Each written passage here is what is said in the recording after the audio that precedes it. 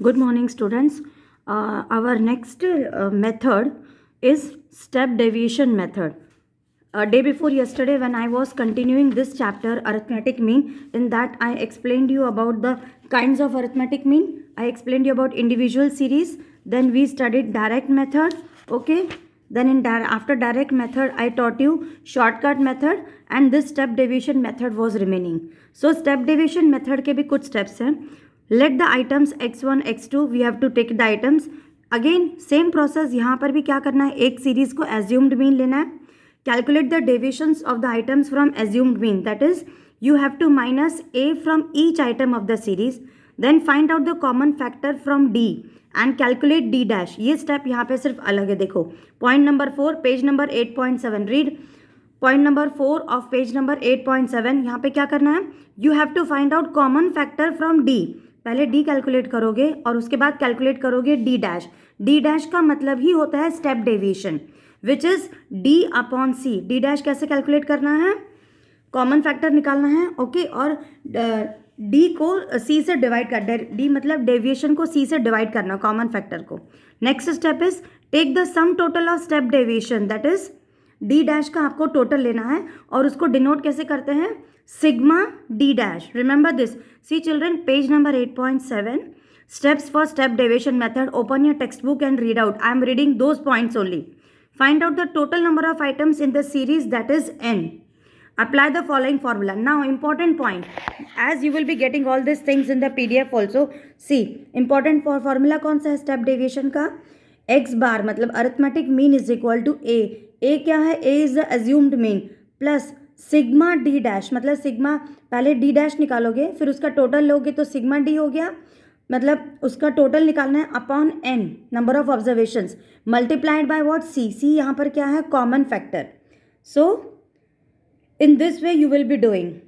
It must be noted that step deviation method can be used only when deviations from assumed mean, that is d, are divisible by a common factor. जब तुम लोग assumed mean d निकालोगे वो common factor से divisible है, then only you can use step deviation method.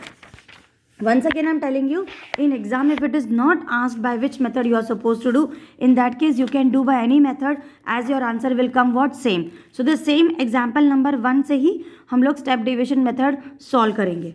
See same example, students are given, 10 students are there, their marks are given.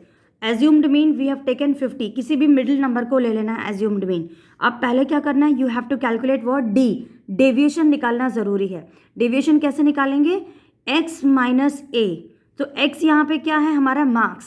x is what, marks. Just see the solution children, it is given on page number 8.8. See x is what, our marks, minus A. तो 85 minus 50 when you will do it will come to what, plus 35. ठीक है. Then 60 minus 50 it is plus 10. So इस तरह से आपको minus करना है, x minus 50 सब में कर देना. This is the column of D deviation. Then उसके बाद what I told you, you have to calculate what, D dash. अब डी डैश क्यों कैलकुलेट करना है, क्योंकि हम लोग स्टेप डेविएशन मेथड से एज्यूम्ड मीन कैलकुलेट कर रहे हैं. तो how you will calculate D dash, formula is x minus A upon common upon C. C यहाँ पर क्या है, कॉमन फैक्टर लेना है, इसका कॉमन फैक्टर लेना है 5. So in this given example C A is what, 50, assumed mean 50 है. When deviations मतलब d from assumed mean is calculated and divided by a common factor, we get sum total of step deviation. So the total of sigma d dash means d dash का यहाँ पे total ले लेना है, x minus a upon c करना है, and c is what, c is the common factor.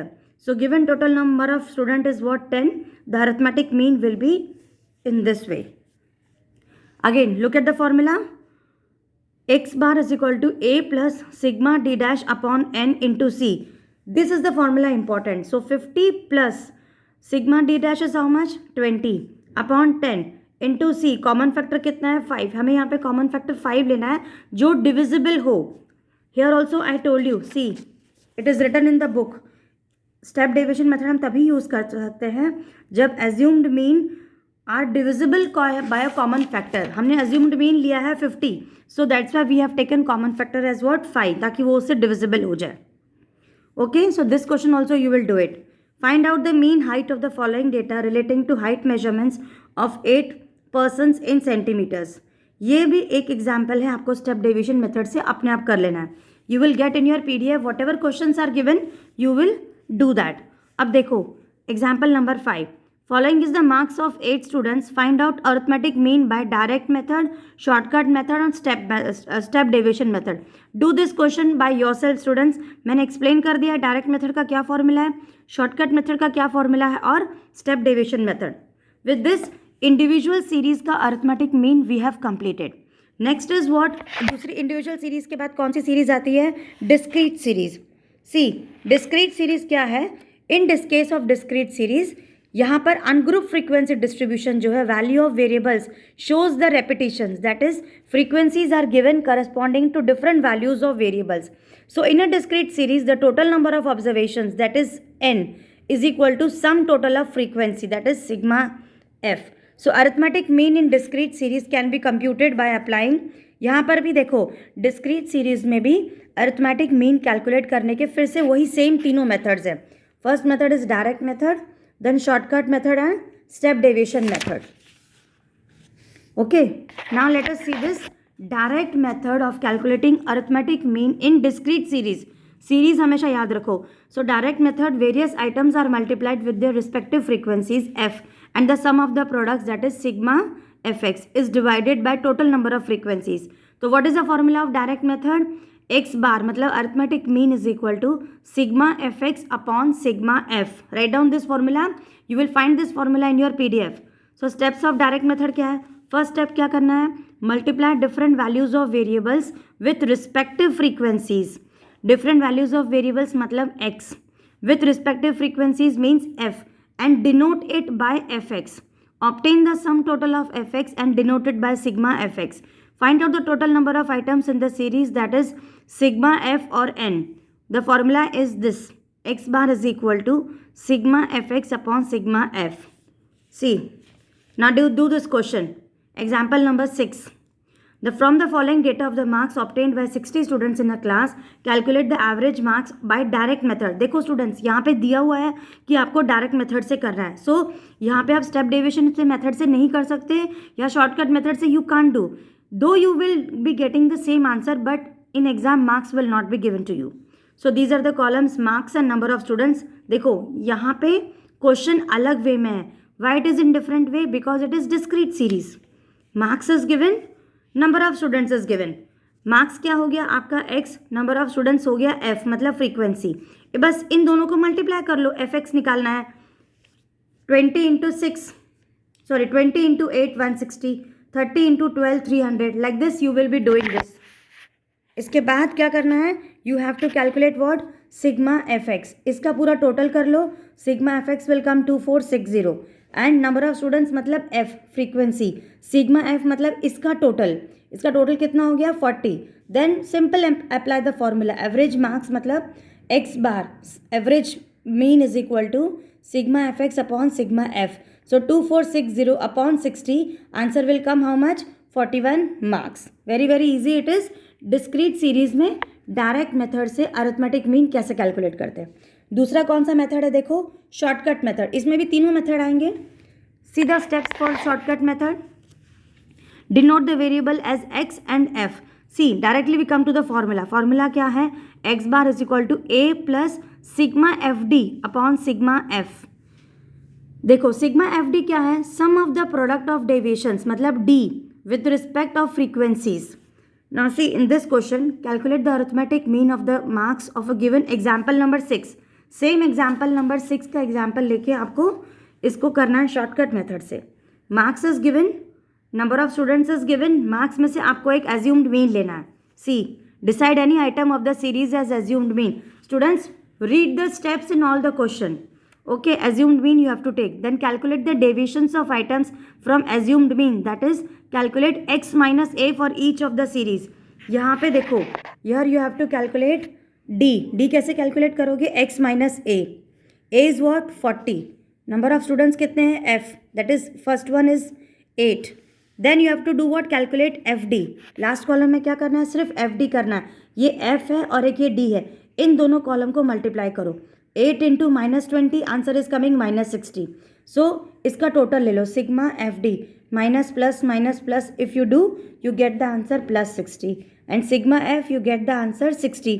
बस last में खाली आप फॉर्मूला अप्लाई करो, arithmetic mean is equal to a plus sigma F D upon sigma F is equal to 40 plus 60 upon 60 is equal to 41 marks. See students, इसमें भी 41 answer आया और इसमें भी 41 आंसर आया.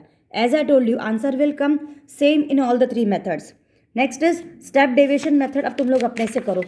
You can do it step deviation method of discrete series of calculating arithmetic mean. इसमें कुछ भी डिफिकल्ट नहीं है, सारे स्टेप्स बुक में दिए हुए हैं. You can very well do this. Steps of step deviation. Formula क्या है? x bar is equal to a plus sigma F D dash upon sigma F into C. F D dash आपको calculate करना है, कुछ नहीं करना है. देखो मार्क्स कॉलम था, यहाँ पे एज्यूम्ड मीन ले लिया 40, नंबर ऑफ स्टूडेंट्स f हो गए.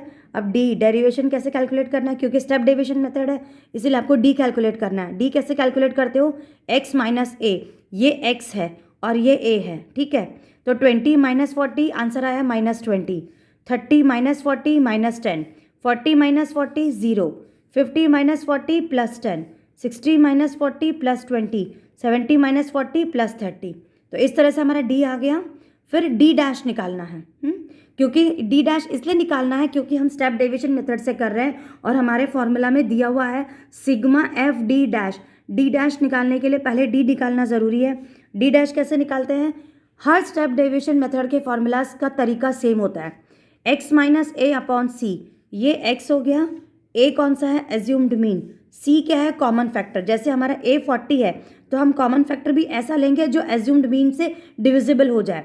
अब अगर हमारा एज्यूम्ड मीन 40 है तो क्या हम कॉमन फैक्टर 5 ले सकते हैं? No, we can't take. So we have to take common factor as what? 10. So बस अब कुछ नहीं करना, x minus A upon C करो और आपको ये वाले आंसर मिल जाएंगे. एक बता दे रही हूँ, x कितना है? 20 माइनस 40 अपॉन 10. अगर आप सॉल्व करोगे तो you will get the answer -2. See student, you have to be very correct in your mathematical calculation. बहुत ईजी है, आपको प्लस माइनस डिवाइड बस अच्छे से आना चाहिए. लास्ट क्या निकालना है? आपको एफ डी डैश भी निकालना ज़रूरी है, क्योंकि यहाँ पे देखो हमारे फॉर्मूला में क्या है?